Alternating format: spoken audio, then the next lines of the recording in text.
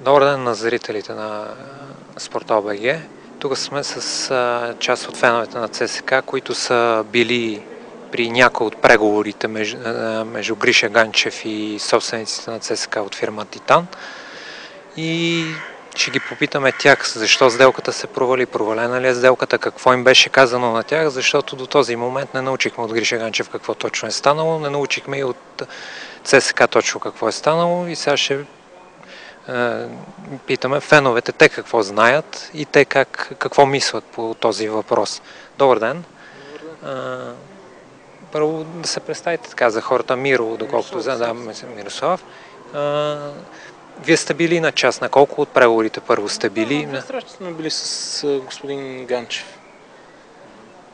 Да, и той обяви публично, че иска да знае какво е мнението на феновете на ЦСКА за едно евентуално негово идване в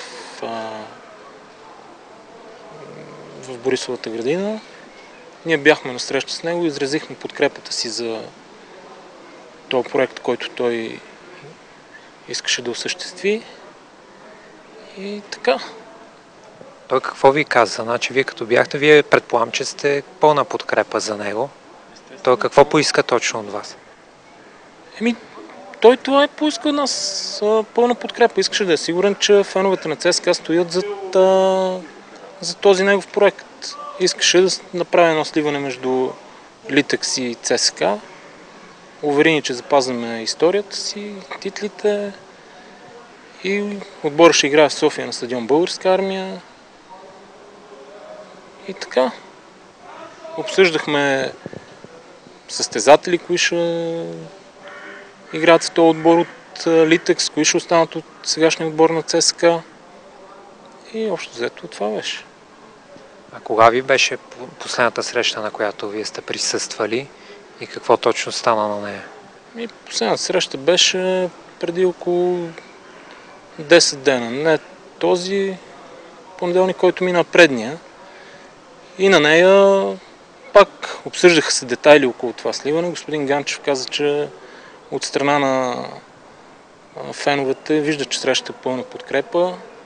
Няма проблем с това. Каза, че няма проблеми с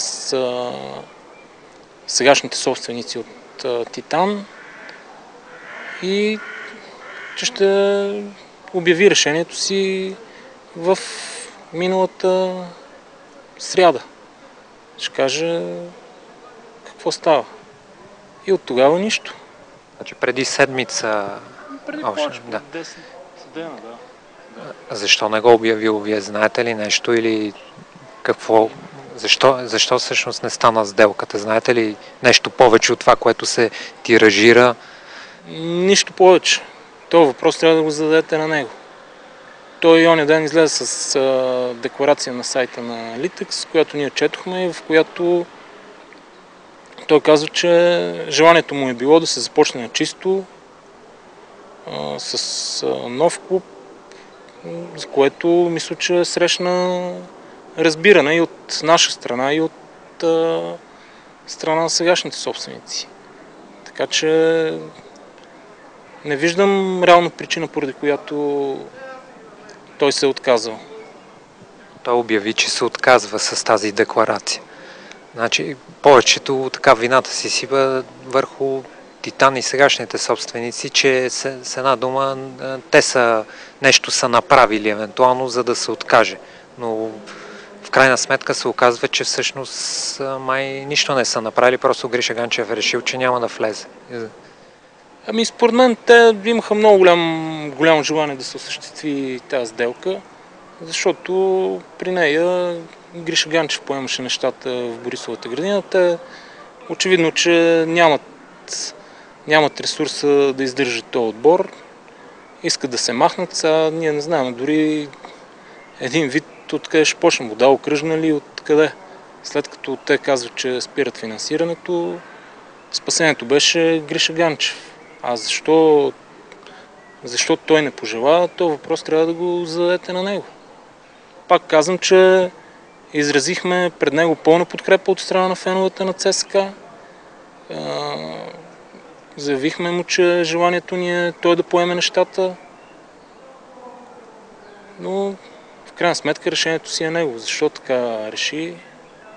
Питайте го. Той, доколкото разбрах, някакви проекти ви е показал за стадиони, за бази. Има ли такова нещо, ако е така? Има ли такова нещо за играчи?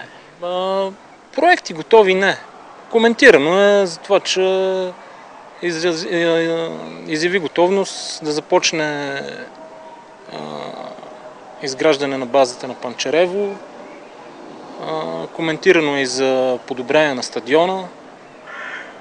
Самия той каза, че това не е стадион, който да отговаря на името на отбор като ЦСКА и на съвременните тенденции, така че да, коментирано е в тая насока. Изрази желание да инвестира в базите и в стадиона. Чувствате ли си излъгани вие, феновете? Ето, сега се оказа, че ако той не дойде, нищо чудно и Стоичков да си замине, след като той каза, че идва с Гриша Ганчев. Чувствате ли си излъгани? От него, от някой друг? Ние изглежда сме лъгани от всички, в крайна сметка. Чувстваме се излъгани от него, да. Защото той е човека, на който разчитаме, който вярвахме, че с симпатиите си към ЦСКА, които никога не е крил. Самият той каза, че е фен на отбора. Точно в този труден момент, може би най-трудният момент за ЦСКА в последните 20 години, надеждите ни бяха свързани изцяло с него да дойде. Решението той да не дойде, да, чувстваме се излъгани. Да доточним сега накрая. Първа, втора и трета среща с Гриша Ганчев. На първата какво, на втората и на третата? Ако може и с детайли. Да, на първата среща видяхме се, казахме му, че феновете са на 100% зад него, че искаме да го видим като собственик на ЦСКА, че разчитаме на него като футболен човек, който от години дава пари за футбол и е успял, създал си някакво добро име. Искаме го като собственик на ЦСКА. Той каза, че на 70% е решил и е готов да влезе да застане начало на отбора. На втората среща беше така седмица по-късно, може би. По-протоколно така, на нея искахме да видим докъде са стигнали нещата. Тогава каза, че от страна на феновете вижда, че има подкрепата. От страна на собствениците от Титан, че също няма никакви пречки. И каза, че му трябват още 2 дена, които той да преосмисли някои неща за себе си. Не иска да ги сподели какви са. Каза, че ще помисли още 2 дена и в сряда ще излезе с решение дали започва с ЦСКА или не. И следващата ни беше седмица по-късно, когато се решаваха нещата с това ЦСКА дали ще играе в Европа или не. Тогава го потърсихме пак да се видиме. Каза ни, че е в чужбина и че не е в течение докъде са стигнали нещата. Утре ще има протест, предполагам, знаете, срещу и БФС и срещу насочен дори и срещу държавата, която сега в лицето на военното министерство поиска нови 4,5 милиона лева от ССК за наеми от 1996 до 2006. Какво точно? Не, това с наемите поредната пародия. Това е форма на геноцид спрямо този отбор. Значи няма друг отбор в България, който да е платил такива наеми да ползва собствения си стадион. На всички отбори им се даде или от общината, или от някое министерство стадиона да си го ползват безвъзмездно. Сега тук ние трябва да плащаме някакви безумни задължения. И през годините са платени доста пари за наем. Ако съберат всички пари, които са дадени за наем на този стадион и всички, които се търсят, това сумата ще надхвърли един нов стадион ще се построи с тия пари. И след като държавата толкова много си иска парите за тия наеми, аз да ги питам, нали, военното министерство, които търси тия пари от от 1996 до 2006 година, Военното министерство за тия 10 години какво направи на този стадион? Някакъв ремонт. Един пирон не са забили тук. Значи геноцид спрямо ЦСКА. Държавен и той си върви от 20 години. С наеми, с удари с отнемане на лицензии, с какви ли не неща.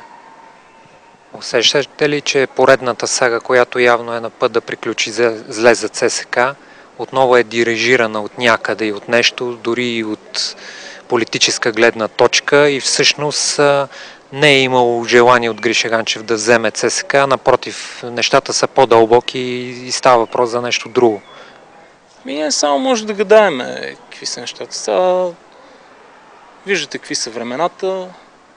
Държавата в хаос. От колко време насам протести не спират, от зимата до сега. Така че вече не знаем и ние откъде идват нещата, на кой какви интереси нарушава. Нашия интерес е ЦСКА. Друго не ни интересува. Не ни интересува политика, кой е на власт, кой не е. Ние си стоим зад отбора и ще го защитаваме до последно да го има този отбор и ще се бориме с всеки, който пречи да съществува. Има хора, които искат да видят този отбор фалирал, отбор, който да го затрият, но това няма как да стане. Докато не има нас феновете, този отбор ще го има. И фал кръжна да няма проблем. Докато не има нас, ще има и ЦСКА, ще сме трън в очите на всички тия, които пречат на отбора. Имам предвид да са притискали Гриша Ганчев да не дойде в ЦСКА. И не знам, това е въпрос към него. Може би го има като вариант. Знаете, той миналата година, лятото искаше да дойде, тогава го сполетяха някои беди. Сега за тази година не знам. Ако са го притискали, може и това да е. Но това трябва той да даде отговор на този въпрос. Притискан ли е и защо реално не пожела да дойде в ЦСКА? След като условията, които постави, бяха изпълнени. Феновете бяха зад него, Титан бяха готови да се махнат. Това са двете неща, които той постави като условия. Нов клуб, сливане с Литекс, клуб без задължения и феновете зад него. Удовлетворихме и двете му желания. Там нататък вече да казва той. Имало ли е нещо друго? Вие опитахте ли се пак да говорите с него, за да ви каже той защо не дойде? Пробвали ли сте връзка с него? Да, търсихме го веднъж тук преди няколко дена. Каза, че е в чужбина, докъде са стигнали нещата и това беше последно. Кога е било това? Преди 3-4 дена. И как не знам, значи се пада горе-долу петък или събота, когато вече... Петък беше в понеделник, мисля, че беше. Значи точно когато трябваше да се картотекират футболисти. Да, понеделник. Да. Понеделник или вторник, ще ти излъжа сега. Един от двата дни беше. И той ви каза, че е в чужбина и не знае как върват нещата, а до тогава беше крайният срок за картотекиране на футболисти и де-факто ЦСКА се отказа. Вие знаете ли по чия е нарежен? По негово или по желание на Титан? От Европа. Не знам по чия нареждане. Той едва ли може да нареди нещо на някой, след като не е той собственика. Тия детайли трябва да си попитате собствениците от Титан, по чия нареждане ЦСКА не е в Европа. Сега как виждате? Нашето желание беше да играем евротурнири, като фенове. Сега как виждате ситуацията в ЦСКА? Доколкото знам, преди 1-2 часа излезе декларация от БФС, че на практика казва, че ще направи всичко възможно от ЦСКА да не се слее с Нефтохимик, въпреки че в годините позволявал доста такива сливания. И не сливане, а ЦСКА заявих, че искат да купат де-факто Нефтохимик и двата отбора да прехвърлят феновете да го припознаят и това дружество, което е в момента, да си остане. Но БФС на практика с декларацията заявява, че няма да стане това, няма да го позволи. Какво да ви кажа? Тотален хаос. Всеки ден нови решения. Ще изчакаме да видим. крайна сметка какво ще се случи? Има хора, които би трябвало да действат отговорно и от страна на Футболния съюз, от страна на собственици и да се избере най-доброто за ЦСКА. Но пак казвам, че каквото и да стане, отбора няма да спре да съществува. Ако трябва, ще тръгнем от тази окръжна и това е. Ще се върнем пак там, където ни е местото. То геноцид, който е и от държавен, и от Футболен съюз, външни врагове, вътрешни врагове имаме, няма да убие отбора. Може да загубим битка, но ще спечелим войната. Мога да сме на колене, ще се изправим и ще бъдем по-силни от всякога. Така че на всички, които искат да погубят ЦСКА и в Футболния съюз, и в лицето на разни министри там, които си искат пари за найми и други такива неща, им казваме, че това няма как да стане. Ще го браниме този отбор и ти ще оцелее. Футболния съюз последните 5-6 години винаги е действал в ущърб на ЦСКА, така че ни изненадва и това нещо, в смисъл, нормално. Не е нещо неочаквано от нас. Футболния съюз винаги е бил против ЦСКА в всяко едно действие. Доколкото разбирам, така да ви върна пак към Гриша Ганчев, отначало имал голямо желание, после лека по лека той е започнал да се изпарява, но не ви го е казал в прав текст. После сте го търсили, той е казал, че не знае и така са приключили нещата зле за ЦСКА. Да, в общи линии така беше, да. Беше ентусиазиран, искаше да поеме нещата, искаше да направи отбор силен. След това вече защо се отказа, защо започна да премисля и в крайна сметка се стигна до ситуация, в която до последно ние да не знаем ще играе ли този отбор в евротурнирите или няма. Да се отказва от участие в последния момент, да не знаем кои футболисти ще останат в ЦСКА. Подготовката е тотален хаос, чакаха се футболисти от Литекс явно, затова се зареза и работата по селекция. Да, всичкото това протакане на тия преговори изигра лоша шега на ЦСКА. Те трябваше да приключат много по-бързо. Дали с положителен резултат или с резултат, с който приключиха в момента. Това трябваше да стане много по-бързо и много по-рано. Защото с течение на времето се протакаха нещата и загуби само отбора. Вярно ли, че вие знаете ли за такова нещо, че по желание, но по желание на Гриша Ганчев ЦСКА са не в Европа? Знаете ли за такова нещо? Не знам сега дали по негово желание.